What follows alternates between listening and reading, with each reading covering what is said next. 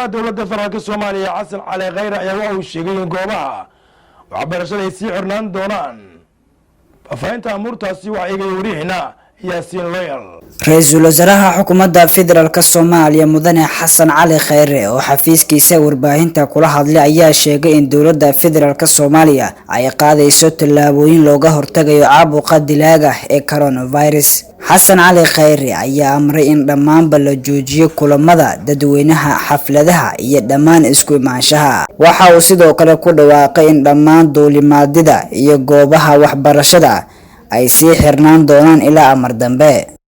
duulimaadyada dibadda iyo gudaha si looga hortago cudurkan waxaa ilaa amar dambe sii xirnaan doona iskuulada, dugsiyada quraanka iyo jaamacadaha. waxaa kale oo lagama maarmaan ah in la joojiyo dhammaan xafladaha iyo isku imaatinka sababtoo ah cudurkan waxaa lagu kala qaadaa isu dhawaashaha iyo istaabashada. waxaa muhiim ah in qofkii awooda uu gurigiisa joogo lagu cibaadeysto guryaha, qof walibana u duceeyo. Caabuqa dilaaga ee coronavirus oo dunida saameyn ba'an ku hayo ayaa waxa wasaaradda caafimaadka xukuumadda Soomaaliya ay dhawaan sheegtay in qofkii saddexaad ee qaba COVID-19 laga helay gudaha dalka.